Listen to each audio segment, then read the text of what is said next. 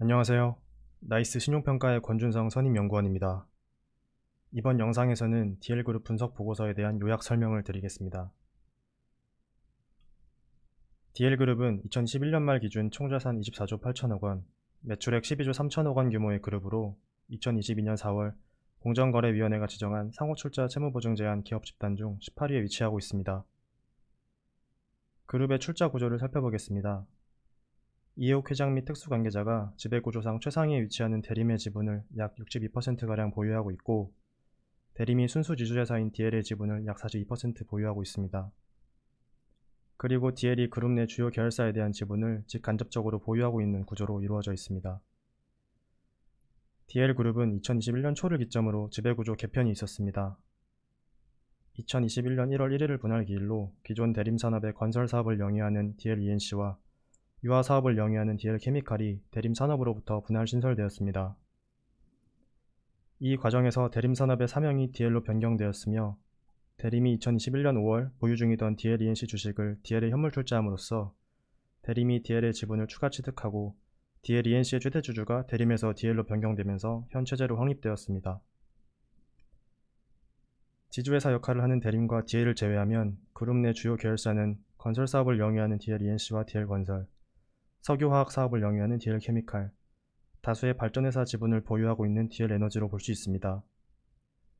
또한 조인트 벤처 회사로서 지분을 50% 확보하고 있는 여천 NCC도 그룹 내 중요한 비중을 차지하고 있습니다.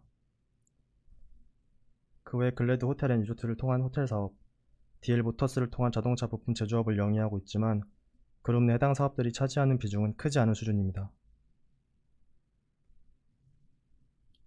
DL그룹의 영업 실적에 대해 말씀드리겠습니다.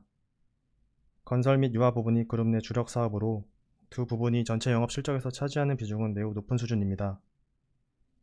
2021년 기준으로 건설 유아 부분이 전체 매출에서 차지하는 비중은 80% 내외이고, 영업이익의 경우에는 비중이 90%에 육박하고 있습니다.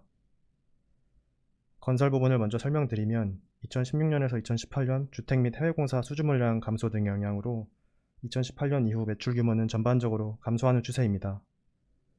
다만 해외 현장의 손실 규모 축소 및 최산성이 우수한 주택 현장을 기반으로 영업이익은 우수한 수준을 유지하고 있습니다. 2021년 DL그룹 영업이익 합계 1조 4천억 원 중 건설 부문이 창출하고 있는 영업이익은 약 1조 원으로 건설 부문은 그룹의 사업 안정성에 큰 기여를 하고 있습니다. 한편 석유화학 부문은 2021년에서 2022년에 걸쳐 크레이튼, 카리플렉스 등 해외 자회사를 편입하면서 외형이 크게 확대되었습니다. 구체적으로 유아 부분이 그룹 전체 매출에서 차지하는 비중은 2020년 이전에는 20% 내외였으나 2022년 상반기 기준으로는 건설 부분을 제치고 제일 큰 비중을 차지하는 수준으로 확대되었습니다.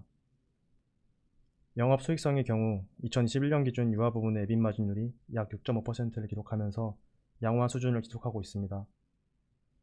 다만 유아 부분은 대내 업황 변동에 따른 실적 변동성이 높은 수준이며, 최근 러시아 우크라이나 전쟁 장기와 석유화학 제품 수요 둔화 등에는 업황 저하 등으로 유아 부분 실적에는 불확실성이 내재되어 있습니다. 그 외 사업 부문은 석유화학 도소 매업 등을 역유하는 대림이 최근 물류, 건설 정보화 사업 등 대부분의 사업 수익성이 호조를 보임에 따라 2021년 실적이 개선되었으나 그룹 전체적으로 미치는 영향은 제한적입니다. DL그룹은 유아 부분의 해외 자회사 인수 및 편입으로 차입 부담이 확대되었습니다. 구체적으로 2022년 중 크레이튼 인수로 약 1.9조 원의 자금 소요와 함께 크레이튼이 연결 대상으로 편입되면서 2022년 6월 말 기준 부채 비율 130%, 순차익 무전도 16%등 2021년 말 대비 그룹의 전반의 재무 안정성이 저하되었습니다. 다만 건설 부문은 최산성 및 분양 실적이 우수한 다수의 주택 현장을 기반으로 우수한 EBITDA 창출력 및 자금 창출력을 보유하고 있으며, 이를 통해 그룹의 재무 안정성을 지지하고 있습니다. 또한 다소 불확실성은 존재하나 유아 부분이 신규로 인수한 자회사들의 이익 창출력을 고려하면 현금 흐름과 이에 기반한 재무구조 개선이 가능할 것으로 판단됩니다.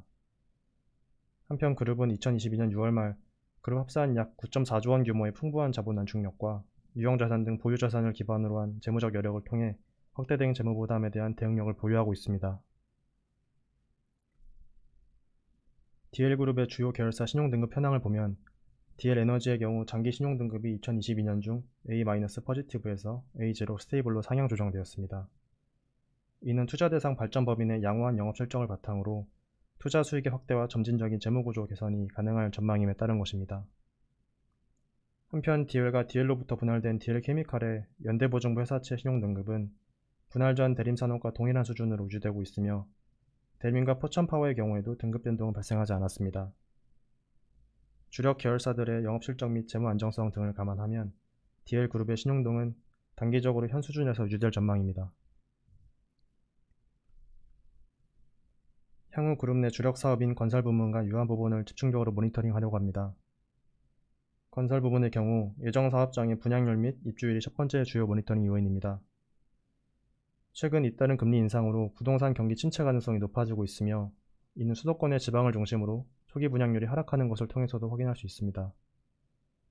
DLENC를 비롯한 건설 부문의 2022년 공급 예정 주택사업장 중 상당수가 지방에 분포되어 있으므로 향후 각 주택 현장들의 분양률 및 입주율, 원활한 공사 대금 회수 여부에 대해 정기적으로 검토하려고 합니다. 또한 건설 부문의 중기적인 매출 규모는 신규 착공공사 물량의 확보 여부에 따라 좌우될 전망입니다.